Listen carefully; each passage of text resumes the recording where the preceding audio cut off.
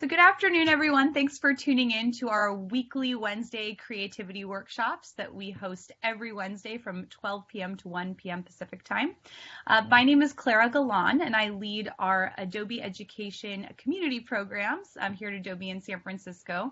And today I'm thrilled to be joined by Stephen Burns, who is an amazing Adobe education leader and has been an instructor at the Otis College of Art and Design, and is also the founder of ChromeIllusion.com. So Stephen, I'll let you take it from here and we'll go ahead and get started.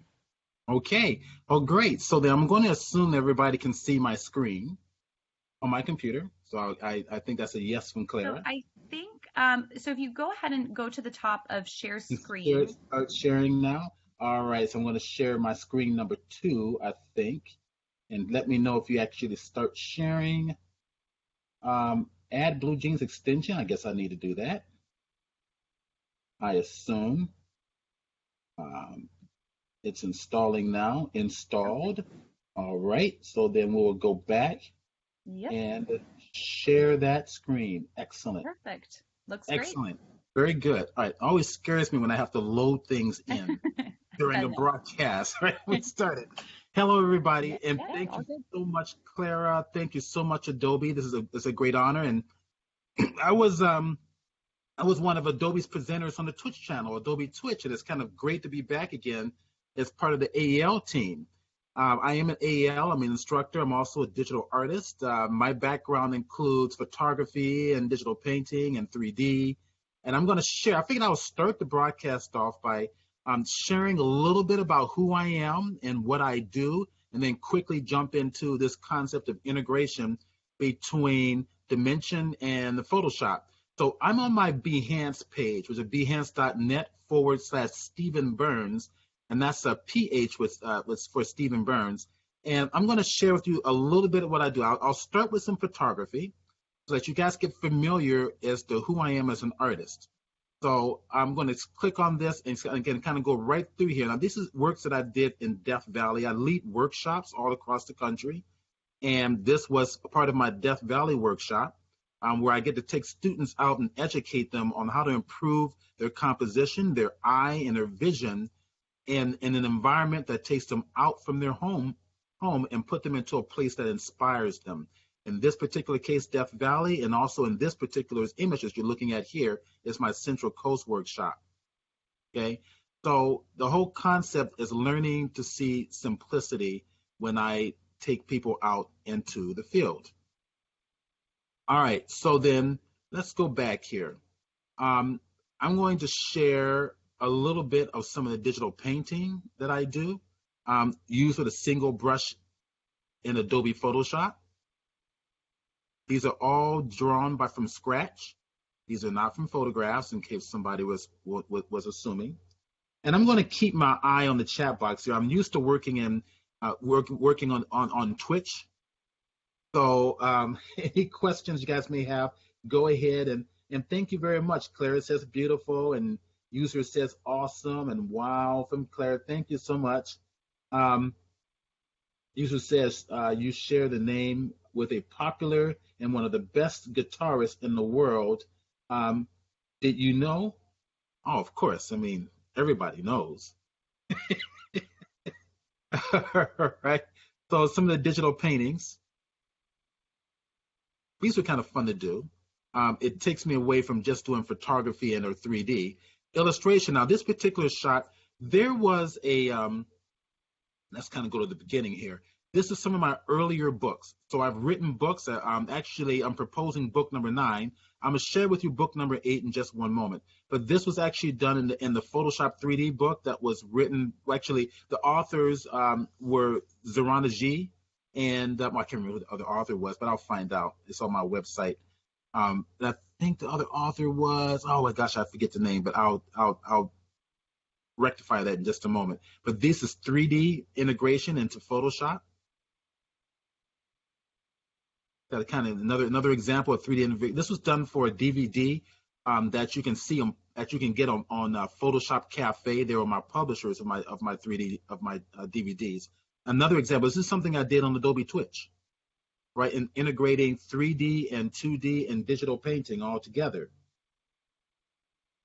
Another example of 3D combined with digital painting and Photoshop skill sets. And let's go back to this one. Okay, we'll be back to this one. Let's go ahead and close this one out. Now, what I like to share is one more illustration. These are my Twitch projects. So the stuff I did on Twitch, that's what you're about to see here. Of course, this one here you just saw, nice little enlarged view. We go down here and this here, creating. None of this exists. This is stuff I'm custom creating. The spaceship is something I designed in a program called Lightwave, which is a professional 3D package integrated with Photoshop. Another example of 3D in Photoshop. In this particular sense, I use Poser.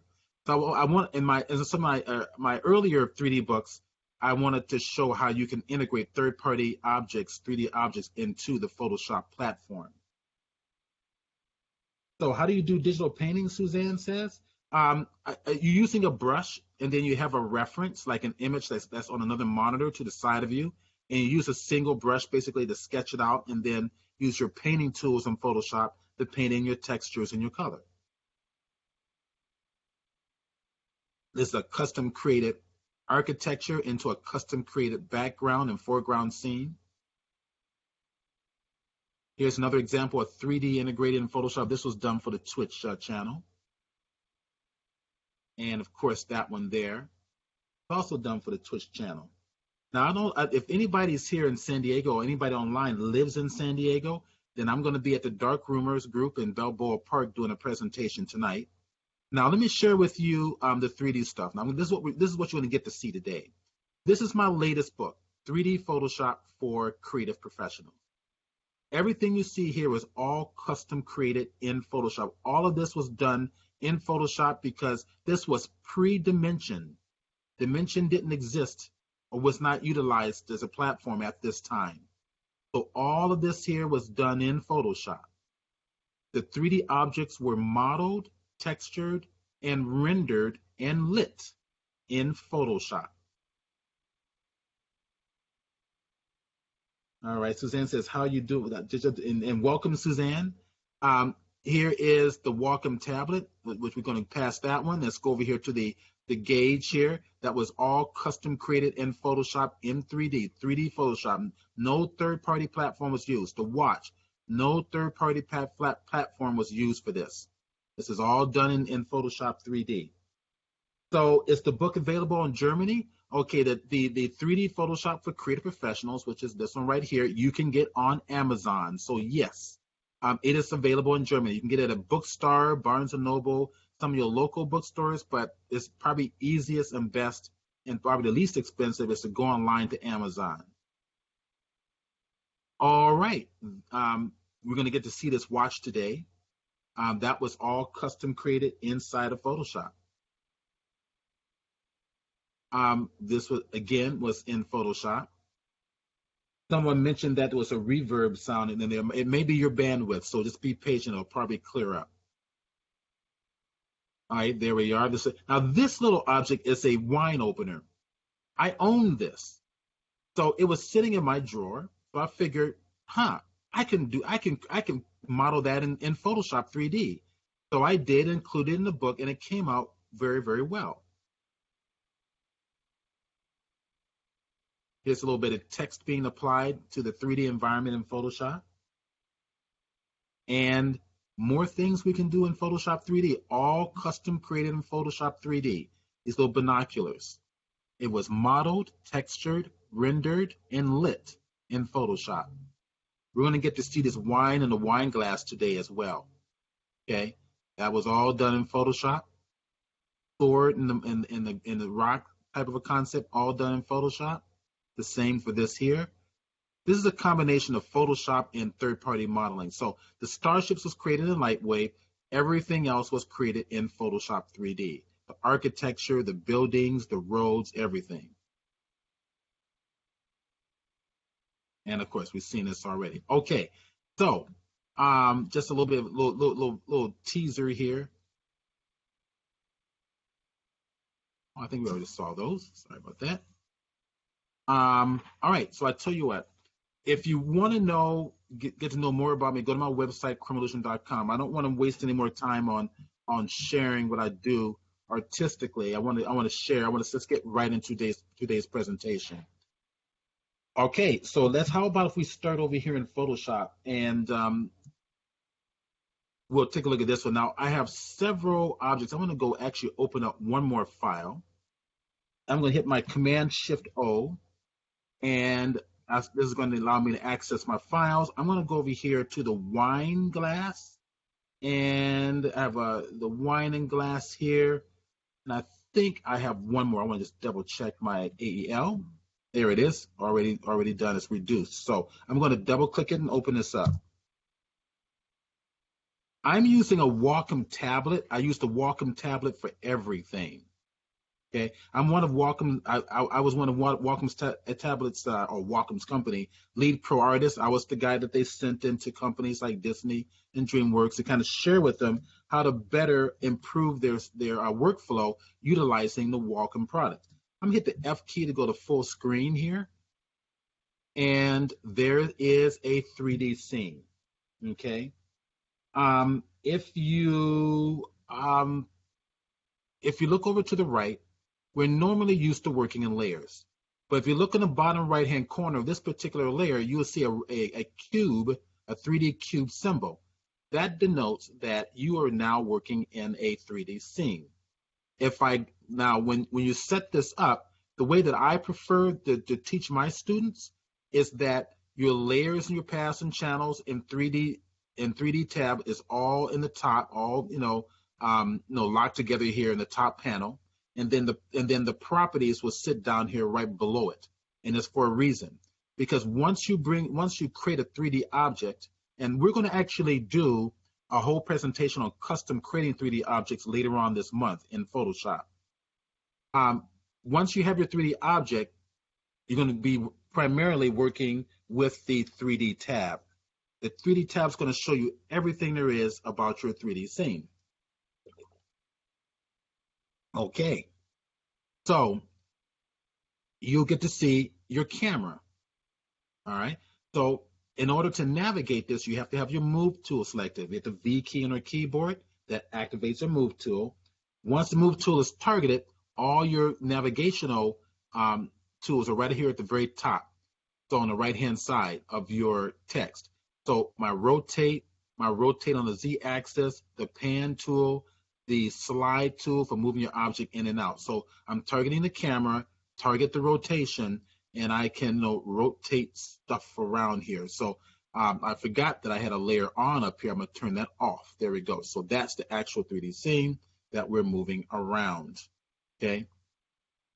Right now, I custom created these objects in Photoshop. The wine bottle was custom created with Photoshop, the glass, as well as the wine. So I figured we'll start with this particular scene to show you what can be done in dimensions. Now, once I create my whole scene here, I'm going to go ahead and open up the 3D file so you can get familiar with what's in here. First of all, I've got several lights set up. All right, and of course, when I bring it into dimensions, I can add a different lighting setup if I so choose. If in the meantime, I have my wine bottle right down here. Inside the wine bottle, I have my table and wine glass and so forth. Okay. If I wine bottle, drop this down, and what I think I'll do is I'll leave that the way it is for now. But right now, that's it. Just remember, we got a table, we have the wine glass, and we have the wine bottle. Now, what I want to do is export this out to an OBJ. What is an OBJ? An OBJ is basically the JPEG of the 3D world. If you export your 3D objects as an OBJ, any 3D program in the industry will be able to see it. All right, so I'm going to do that with this. I've already exported it out, but I'll kind of show you.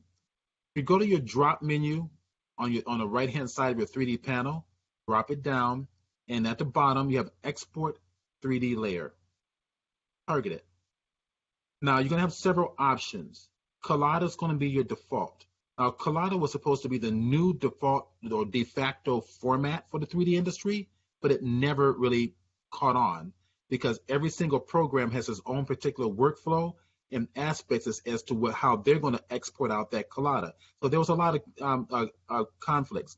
Collada is denoted with a DAE extension. However, we have other options here. We got a Flash 3D, we got a Google Earth, we got 3D PDF, and the STL. STL is your JPEG for the printers, your 3D printers.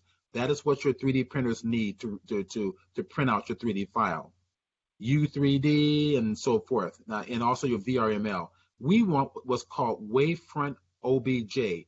That is the absolute JPEG of the 3D industry where 3D programs are going to be able to read this. So I'm going to target it. So now it's going to say, wait, guess what? Hey, we see textures associated with these 3D objects. What do you want me to do with these textures? Well, what I'd like you to do is drop down the list here and say, hey, I want you to save all these textures as JPEGs, no matter what format they were originally. So, thank you. I think somebody mentioned here that the explanation was very useful. I'm glad this is helping so far. If I target JPEG and click OK, now it's going to ask me, well, where do you want me to save this one? So I'm going to save it in my AEL folder that I set up, and I'm going to, inside the AEL folder for today's presentation, I have an OBJ exports folder, and I double click that one. You can see all the various exports I've already done: the hourglass, the watch, the wine bottle, and the wire gauge. So I'm going to make a new one, and I did Command or Control Shift N for new folder, and I'm going to call this one Wine Bottle 002. And I'm going to go get inside that folder. And I'm going to call this one, rename this one Wine Bottle 002 as well. And that's going to say that out as an OBJ. And of course, all the images are going to be saved inside there. Now, how do I know this? Okay, let's go to Bridge. Command or Control Shift O is your toggle to go back and forth between Bridge and Photoshop. OBJ exports is right there. Double click it. Here are all my various exported files. Here's my wine bottle number 2.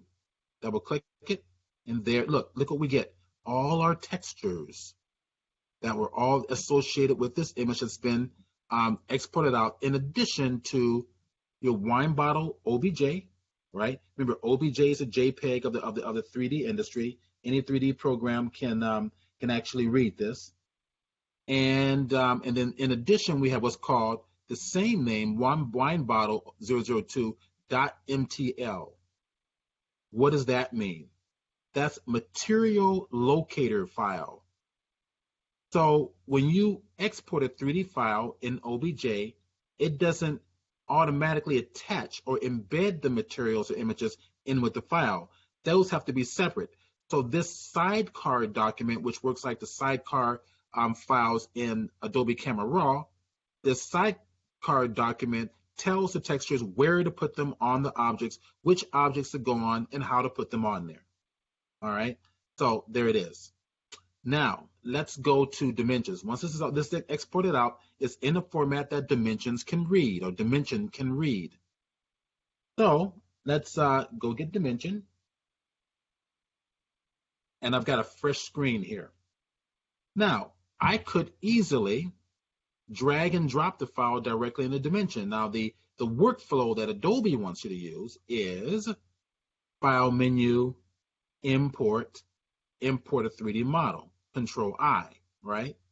But just so that you're aware of this, I'm just going to pull this off to the side a little bit.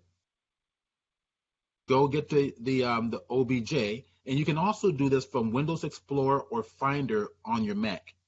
And grab the file, drag and drop it. And you see that blue square? It's basically letting you know where it's going to drop it and release it. Okay, now I'm going to just take it to the background. So now my object is somewhere in there, and guess what? Dimension didn't really put it in an obvious place. Kind of odd, okay? It didn't really put it in an obvious place. So I'm gonna hit Command. Now, if you look over here to the right, the object is there. All right. Here's my wine bottle to the far right-hand side. Now, just kind of give you an idea of what's going on here.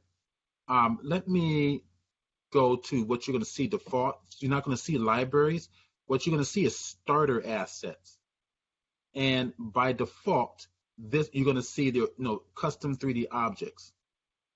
In fact, what I would like to do is I want to back up a little bit, because what I really wanted to do was to kind of give you a little bit of an overflow of a dimension before I actually import a 3D object.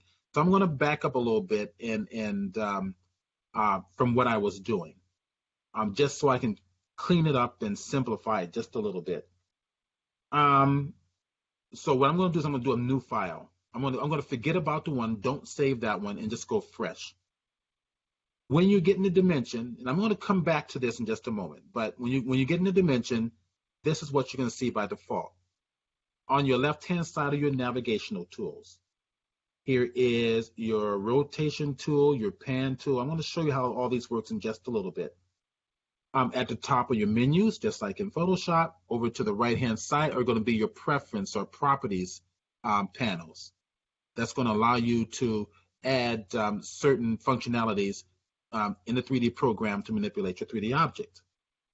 So these are some custom 3D objects that Adobe's given you, and whichever ones I click on, I just clicked on one, and it's going to drop it right there. Now, if you put your mouse outside the object and right-click and scroll, you can get rotation. So if you ever a mouse, right-click and scroll. If I'm using my Wacom tablet, the bottom click on my key of my tablet is a right-click by default. So if I hover the tablet above the pad, click and hold the bottom button on my Wacom pen, and scroll, but not touching the pad, just hovering it above the pad, it gives me this rotation functionality. Okay, so now I have my 3D object. How do I navigate it? Well, right at the very top, you'll see you have a select and move tool. All right, so this tool allows you to select the object, which is exactly what I'm doing. I can select it and move it around. So I can move it back into space. I'm just moving up and down on the mouse, or up and down with the Wacom tablet. Go back in Z space, out in Z space, right? We've got X, we got Y going up and down, which you can see these little navigational widgets here. I can also constrain it to any particular axis. Y, by touching the head of the axis. Okay, let's bring it on up. X, right to left, and also Z. Okay, I may have this backwards, so there. I had it turned around. Red, green, and blue, X, Y, and Z. That's the color coordination. So X, red,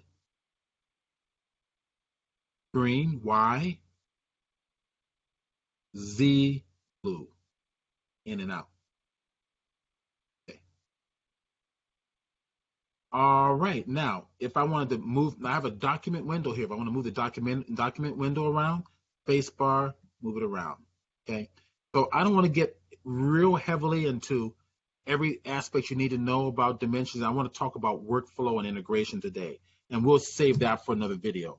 But I did want to show you that when you bring in a 3D object, here's some of your basic navigational features. So if I target rotation tool, right, I can constrain my rotation of the object the way that I like.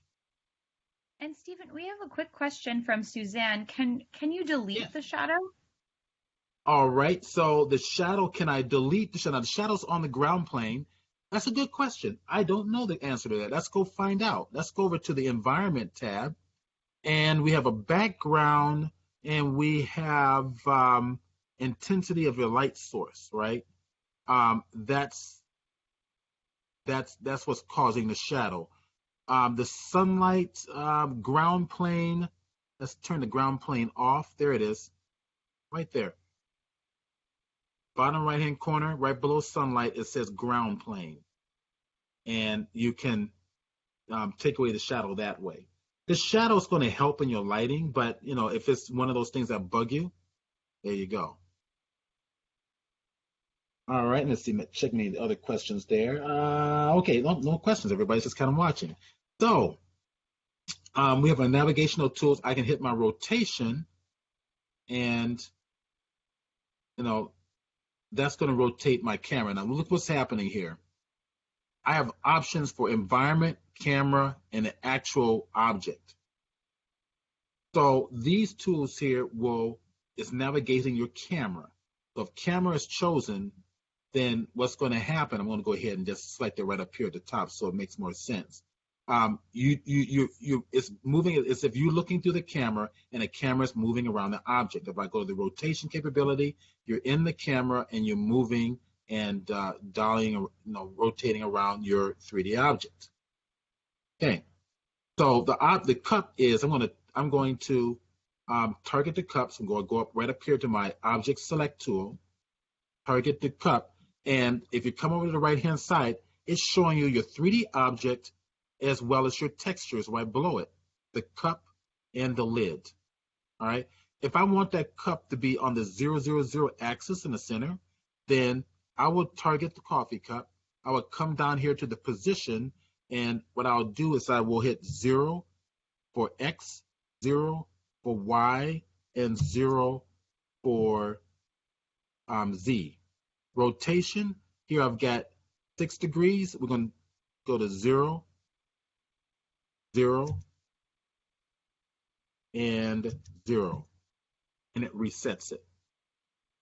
So be aware that you have that ability to do so. And we also have the scale, right? I can click and hold on any of these and stretch it, right, in any direction. I'm going to take it back down to 1-to-1 proportions, 1-to-1-to-1 in this particular case. So be aware that you do have those capabilities. Textures, this is the fun part. So on the right hand side, as I mentioned earlier, when we first open up Photoshop, we have our models. If we go over here where it says filter by, we're currently filtering by the models. If I click the next one, I want to get the materials. So oh gosh, where are my materials? There we go. Yes. All right, so it's telling me it's opening up. Go to models, materials, drop it there. There it is. Okay, so these are fun. So what can I do? Let's see. How about glass for the cup? Just drop it on there. So notice that it's dropping. It's selecting everything.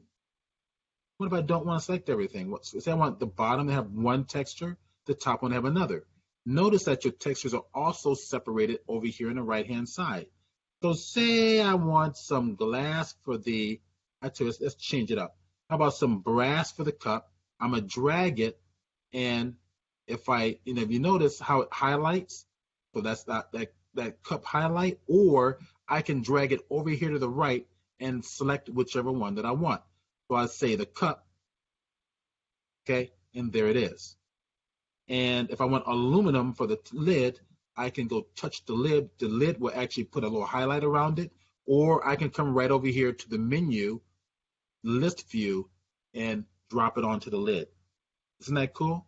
So you have that capability. If I want to go to my rotation tool and play with this and move it around and take a look at it. Oh, what if I want to actually, I'll render this. I want to render it, make it a JPEG, make it a TIFF.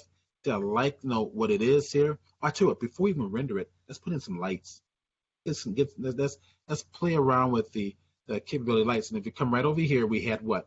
Our models, our textures, and then the next one over to the right is lights. And it's giving you kind of like a visual interpretation of what those lights will do. So this one's kind of like a funky studio light. Yeah, we have some reflection in here, which is kind of nice. I like that. And we've got studio lights. I can drag and drop it right on it. We've got studio warm. Just drop it on in. We've got, what do we have over here? Something like outdoorsy. right? So really nice, really fun stuff. Okay, so someone's saying stunning. User says stunning. You have no idea who the user is because it just says user. Okay, so Clara says she loves the metallic. I like metallic too. Say the ladies like shiny things like diamonds and gold, and we're getting to that. So here we go. Remember we exported out the wine glass? Let's go back and get it. Now, I've already created a scene for my exported wine glass. I'm not going to save this one, or I could save it. I can save the dimension file. Save as, and we'll save it right into, we'll go right into the AEL folder directly, and I'll call this one tutorial number 1. There we go. Now, let's go open recent. I was playing with something earlier, and it was called, I'm going to have to go open it. It was actually the wine glass. So I'm going to go back to my presentations, AEL, and my OBJ exports, and it was the wine bottle number 1. And there's my wine bottle there. Okay, it's going to be the same wine bottle that we just exported it out. I just set it up, and there it is. Okay, there's the wine bottle and glass as I have brought it out. So if I click and drag it around, you can see that I have 4 3D objects. One is the glass. The second is the wine inside the glass. The third is the wine bottle. And the fourth is the platform that they're both sitting on. And I have it organized. And I also have a background image that I placed in there. To place in the background image, you simply go to your environment tab, and right down here where it says background, you can see an example, a preview of the image on the right-hand side. It's a thumbnail. And if I click on that, I can choose a color for the background, right? Or I can go to my image and use that for the background. All right, and you can tell it to crop to fit or scale to fit, original size, whatever you want. So just explore that. When we do another hour session, we'll talk about dimensions only, but I don't want to get too lost in details here. The point is I want to make some texture changes. I created this and textured it and lit it in Photoshop.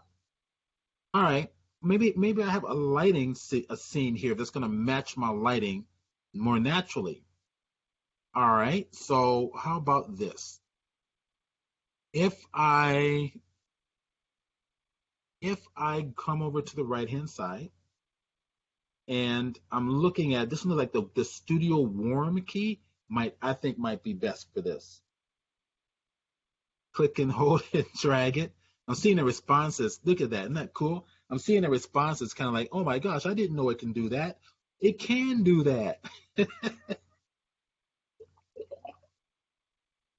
I'm taking a little bit of drink of water here, so my throat is getting dry as you're talking.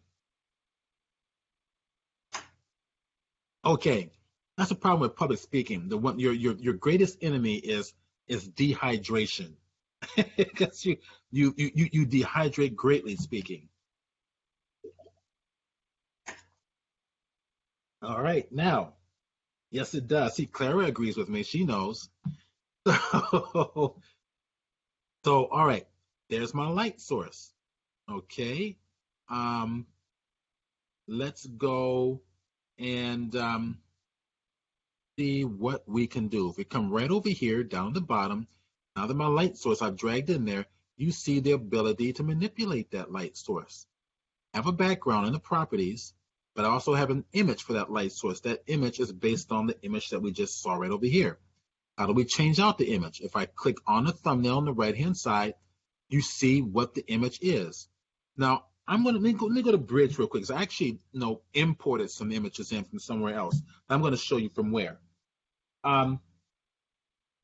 Let's go to Bridge real quick, and let's go back to my AEL folder, to the root, and I have some high dynamic range images right there. They're panoramic images, or they're the spherical panoramic images, and they also HDR. They're high resolution, high definition in terms of value range imagery. Okay, the backgrounds. So what if I want to choose one of these instead? How about if I choose that one right there? This one is called Steampunk. It looks like it's a metal enclosure of something, of maybe a railway station or something that's been photographed. So this one's called, now where did I get these textures? Now this is the cool part, guys. All right, so let me go over here and let me go get the website. So I'm gonna open that up right there. This is called textures.com. It is free for personal and commercial use. High resolution imagery for personal and commercial use. I did a HDR search. It brought me to all of these images, and they're high resolution spherical HDR images .exr file formats. If I click on this one, for example, it will bring it up and it will show you what it's going to look like if you put in a 3D ball in your scene. It's spherical, so the entire scene is going to be wrapped around your imagery. So what these are going to do is going to create what's called an HDR light. In other words, a image-based light. We're going to light the scene with this image. And textures.com. Thanks, Clara, for posting that. So right down here in the bottom, it's giving you various size. If you pay I think it's a $9.95 a month, you get to have the high quality, the 3K or 4K size, extra large and all that stuff.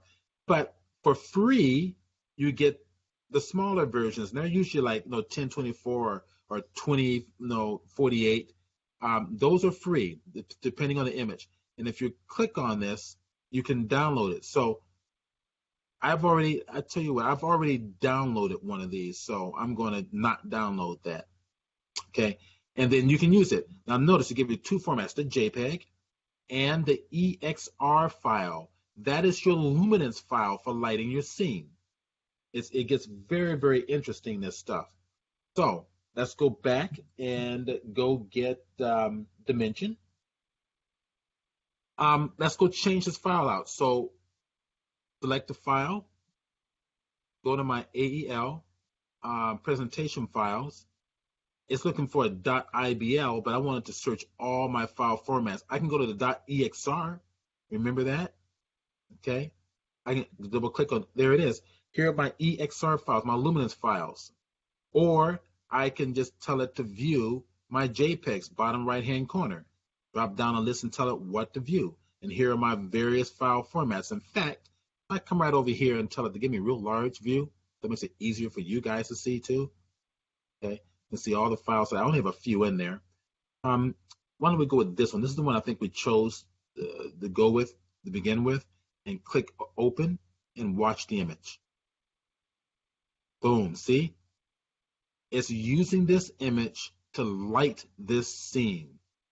All right, how do we know that? Well, let's see. I can rotate that image around, and the image is reflecting in the glass. And the glass has reflectivity applied to it.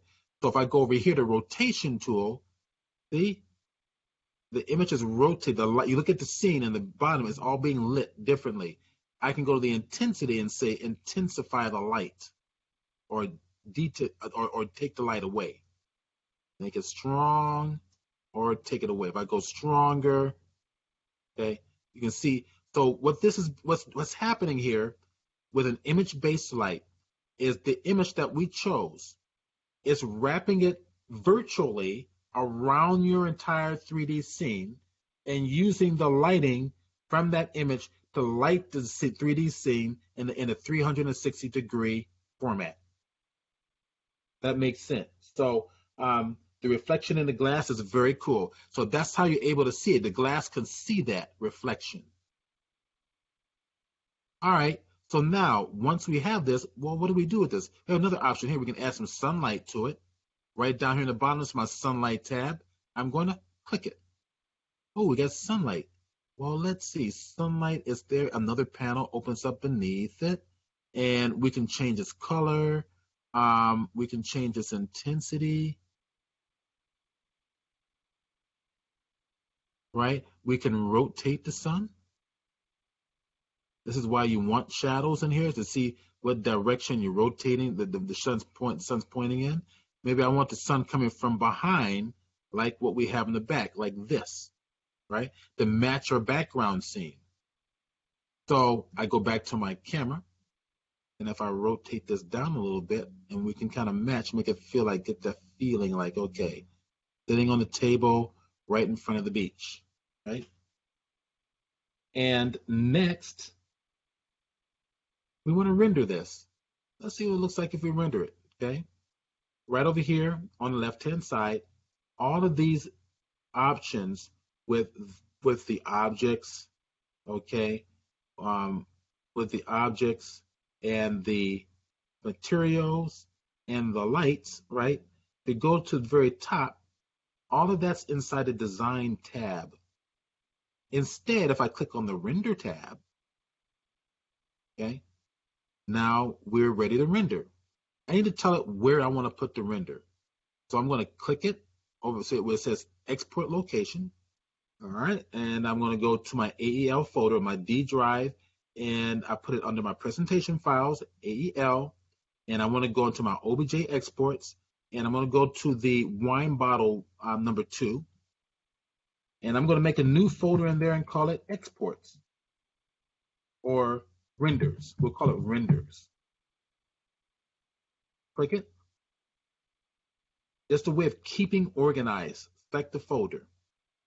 Next, we're going to tell it what to call it. So we're going to call it wine bottle 002. And next, all we're going to do is going to check what format do we want. PSD 16-bit file, which is probably what you're going to want. But for this presentation, I want to keep it small, short, and simple. I don't want a lot of resources taken away from my system for this presentation. So I'm going to uncheck it, and I'm going to check instead PNG. Okay. So now, if I hit render, and we sit back and watch what happens, we are getting a render. Now, it starts off blurry and it starts off noisy, but as you let it go, it's going to get really, look at it, it's getting really clean now, really clean. Now, right over here, you're going to see a progress bar in just one moment, and then you're going to see the image pop up here under the render status. So under the render status, you get a little bit of you will get a progress bar in just one moment. And it, depending on your scene and how sophisticated your scene is, it's going to tell you just how well it's going to render, or how long it's going to take to render. So what I like about this is that I love the render quality that dimension gives you. It's like this cross between a flat shaded coloring and photographic reality, photographic detail. I love the style of this thing. It's great. Now you can see already progress bar is happening. It's about 1/4 of the way through. It's going to go faster than that. But when it's done, it would have saved that file to the folder that we specified it to go to. I'm going to go ahead and let it go all the way through. It's not going to take that long at all. But as you can see already, what's going on inside here. Now, one thing I'm noticing is that the glass is taking on the lighting of the IBL object, or the image base object, and the wine inside the glass is also taking on that same quality. I might want to change up the actual surface or the material property of the wine. All right, so it's almost done. There it is. It's about 100%. I think is what it says. And when it's done, there it is. It's all done. It looks so cool. You're Isn't that cool? Great comments in the chat. Oh, good. So now let's go to Bridge, because we told it to save where? We told it to save, let's see, under the AEL, OBJ exports, wine bottle number 2, renders, right? Boom. Selected the space bar, and there it is. Okay, so I might want to change up some things. Say I don't particularly like the way the wine looks in the wine glass, or maybe it's just a little bit too yellow for my taste. I've got ability to change it up with that. We can go back and explore it. Let's go back to dimension. And instead of the Render tab, we're going to go over to the Design tab. We're going to go back and continue the design. So maybe a different light source, maybe something that's not so yellowish. So maybe that one's Studio, which is a lot more neutral lighting situation. And maybe let's go into the wine this time. So let's go back to my textures, my materials, and the glass. I'm going to target this glass icon, click and drag it, and place it on the glass, which may have also evidently affected my wine. I don't want the wine to be the same thing as a glass. I want it to be something different. So I'm going to go up here. You can see my glass material. I'm going to go backwards, hit the back arrow, and target the wine bottle. Let's see, what am I missing here? I'm missing some. There it goes. But go to the, my wine. Okay, let's go over here and select the wine glass. Let's go here, select.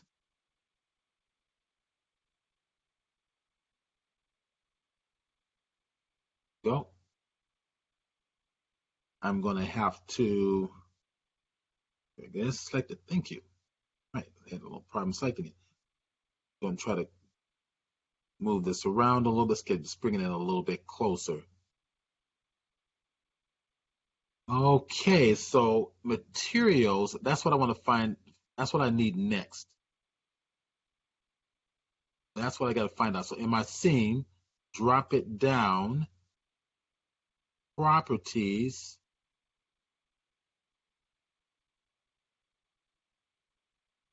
wine bottle. This is going to be one of those days. Actions, properties. The idea is I'm looking for the individual materials in here, and I'm wondering if maybe it didn't put it out, that it has to. That drives me nuts. All right, we'll come back to that. All right, so once I select the lighting, I can change up the color of the light. So here, I use a different light source to kind of neutralize it. Okay. And if I'm going to go back to my environment, and right down here is my light source. Okay. Go. I want to check something else down here. All right, there we go. So go to environment. Here's the color of the light. Target the color of the light. It's going to be fairly bright.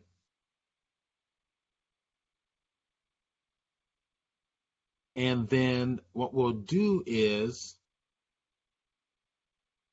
go ahead and grab this, go back to my environment here. If things are not, there's my sunlight. I'm going to go to a sunlight view and then turn this color to white as well. It's going to be really bright. But I can bring down the intensity, right? Go back to go back to that, turn that back on. And let's go to my intensity and bring it not so strong. I can even do like that says a cloudiness effect, which is more in even lighting, softer lighting. I can play with the height of the light. See the shadows down here, how they're moving in and out. So higher, where the light's directly overhead, or further away, where it's closer to the location of the sun.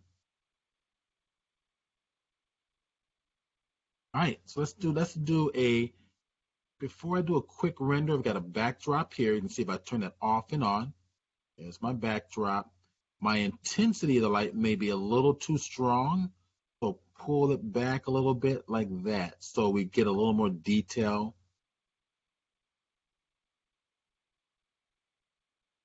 Okay. I'm gonna come back over here to my materials real fast. And my concern is my materials for each of my 3D object. If I double click on this, they should pop up there, but it is not, which is frustrating. So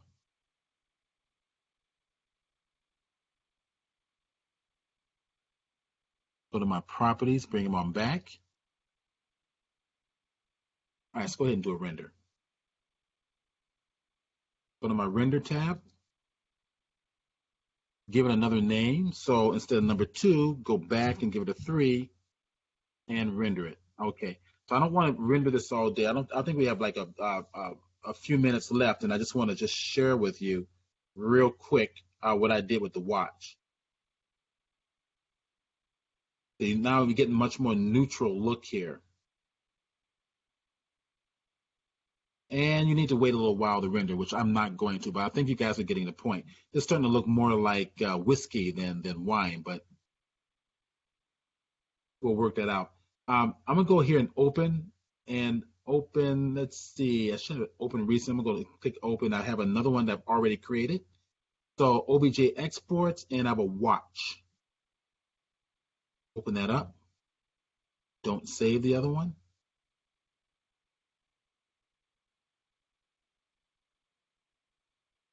Thank you for the following. I appreciate it.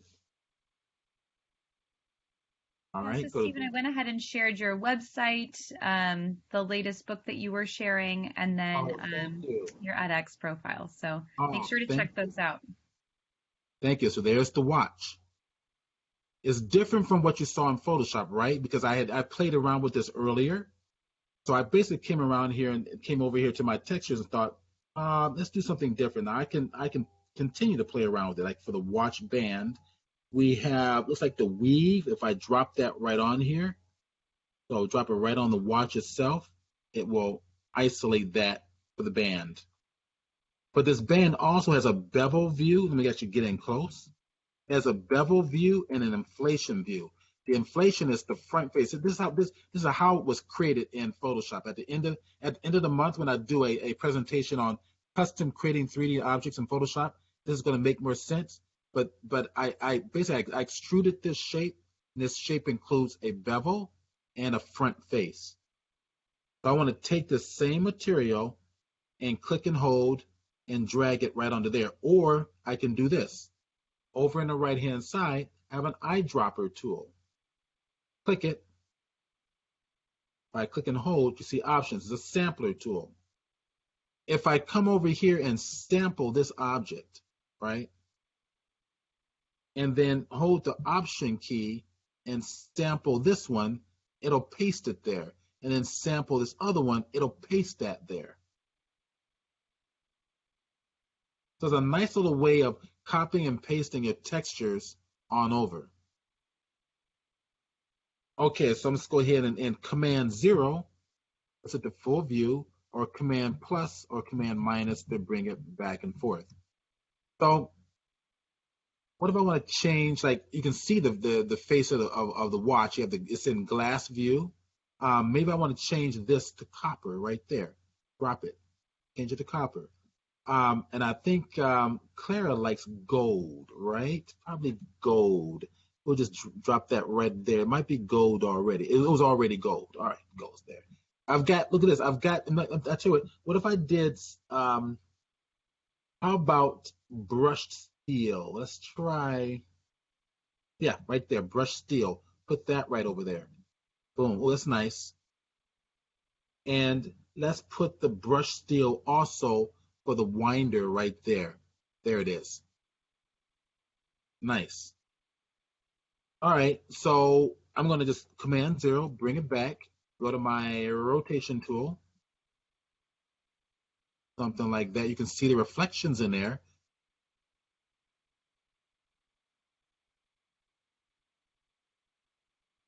And I want to do one last little thing. We're going to select this band. If I select the band, you can see here are my materials. That was a problem I was having with my wine bottle. The materials weren't showing up. But if you look here, I got the body, I've got the dials, the front face, I got the hands, the winder, the glass. I can make adjustments to those. So I believe, where's the band? Wristband is here. Okay, if I drop it down, here are my textures for the wristband. Actually, it'll be this one here. Okay, so I can modify these. just to make you aware of that. Right, for right now, because we're low on time, we got a couple of minutes left, I'm just going to go and render this. And tell it watch dimensions file number 2. And save this. Let's go back to our D drive, presentation files, AEL, OBJ export, and then go to our watch, renders, and save it there. Okay, and hit render. All right, and just watch what happens. There it is. And it's fast. I love it. It's very, very fast. So we probably should I guess we're out of time. We probably should go to Q&A, huh? It's looking great. There's a lot of great comments in the chat saying absolutely awesome. So thank you so much, Stephen, for sharing that. So I'm going to go ahead and pause the recording before any other Q&A. But Stephen, for those who are tuning into the recording and they have additional questions, what's the best way to get in touch with you?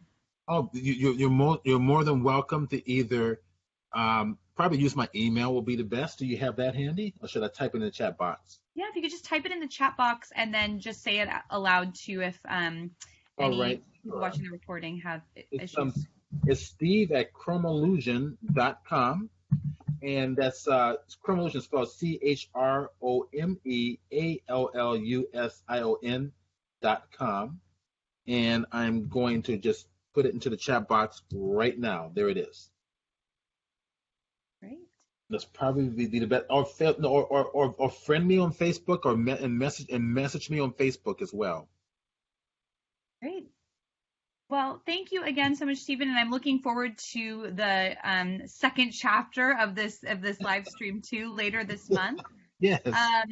But for those who are tuning in, thank you for watching. And just so you know, we have this workshop, our Adobe Education Creativity Workshops, every Wednesday from 12 p.m. to 1 p.m.